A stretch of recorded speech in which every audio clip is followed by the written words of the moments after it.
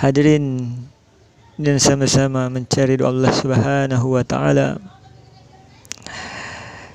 Kita ini perlu bersyukur dan perlu banyak bersyukur tiap hari. Habis waktu untuk bersyukur, kawan. Bukan cuma karena punya iman, tapi karena apa? Karena kita yang telah dijadikan umat baginda Nabi sallallahu alaihi wasallam. Nahnul akhirunal awwalunal yawmal qiyamah. Kata baginda Nabi, kita ini umat yang terakhir,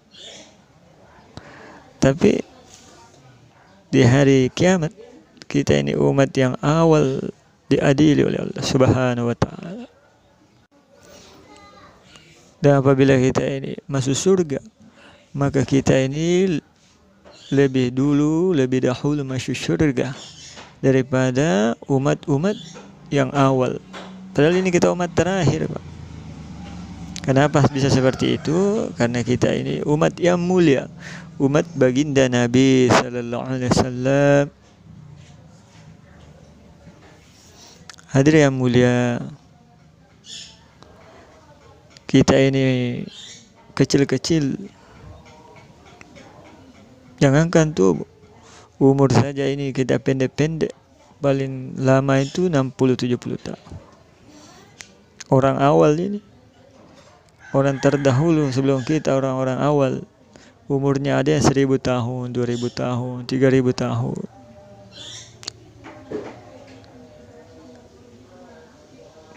Bahkan ada yang melakukan dosa. Bagaimana Nabi Adam, satu dosa saja Masya Allah itu butuh 40 tahun untuk bisa diampuni oleh Allah Subhanahu. Jadi butuh 40 tahun istighfar, tobat sungguh-sungguh sehingga diampuni oleh Allah Subhanahu wa taala. Ini satu dosa saja.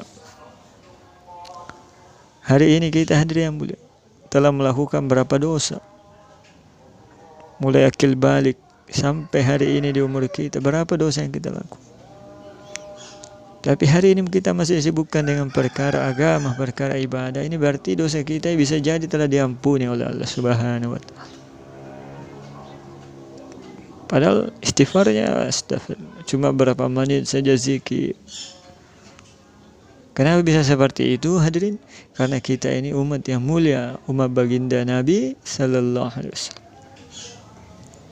Jadi solawat, Pak, ketika kita dengarkan daripada nama baginda Nabi disebut, maka kita solawat.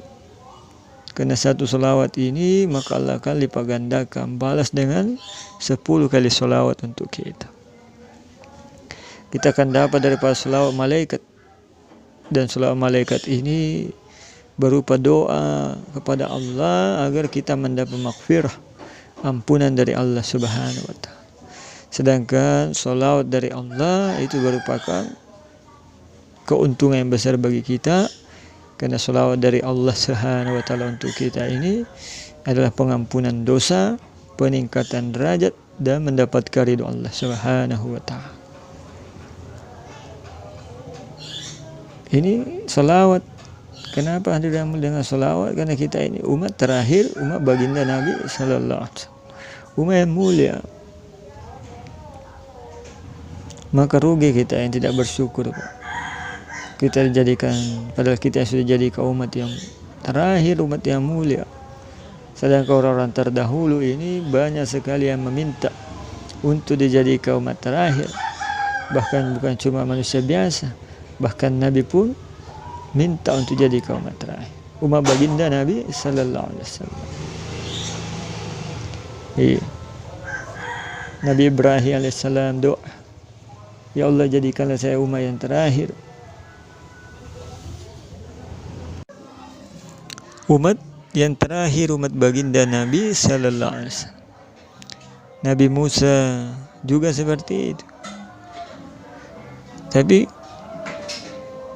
yang cuma dikabulkan doanya cuma Nabi Isa alaihissalam saja, karena dia akan atau mempunyai tugas nanti di akhir zaman, yaitu membunuh daripada Dajjal dan menghancurkan daripada salib-salib.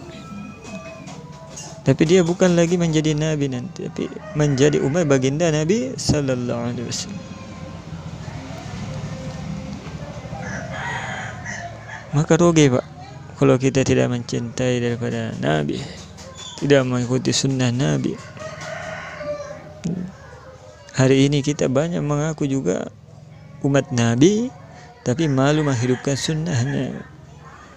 Malu pakai gamis, takut dibilangi daster. Malu berjenggot, takut dibilangi kambing. Apalagi malu dakwah karena nanti dihina. Malu keluar jalan Allah, nanti habis uangnya, habis hartanya. Sakit hati. Padahal ini sunnah. Di balik sunnah ada kejayaan, kesuksesan. Bila kita contoh-contoh Nabi, man ahya sunnati faqad ahabbani wa mahabbani kana ma'i fil jannah. Maka kita akan bersama di surga dengan baginda Nabi. Terus siapa kita mencontoh daripada Nabi? Apa kita mencontoh daripada Fir'aun laknatullah alaih? Kehidupan di awalnya memang bahagia, tapi di penghujung akhir hidupnya dia celaka, bahkan ketika dibangkitkan di akhirat menderita selama-lamanya. Jadi lebih baik kita menderita lebih awal, tapi bersenang-senang di akhir yang abada selama-lamanya di surganya Allah Subhanahu wa taala. Bahkan dikatakan dai ini bila kita tinggikan kalimah Allah, maka akan mendapat kemuliaan yang tertinggi, memandang wajah pencipta daripada syurga Allah Subhanahu wa ta'ala. Hadirin mulia, masuk di syurga saja bukan beribu nikmat. Ada orang yang dimasukkan di syurga. Ketika di syurga, dia ternyata adalah orang yang ketika di dunia banyak waktunya habis karena menderita, karena penderitaan. Dia ini adalah orang yang masuk surga nanti terakhir. Dia alumni Jahannam, alumni neraka. Maka ketika dia hadirin mulia dimasukkan ke surga yang terkecil, yaitu surga yang luasnya 10 kali lipat dunia, dicelupkan di Nasrun Haya, sungai kehidupan. Ditanya bagaimana penderitaanmu di surga, di neraka, bagaimana penderitaanmu di dunia. Maka dia berkata, saya tidak punya penderitaan, tapi saya merasakan kebahagiaan. Ini kenapa? Karena dia yang telah berada di surga, lupa kenikmatan, lupa penderitaan-penderitaan.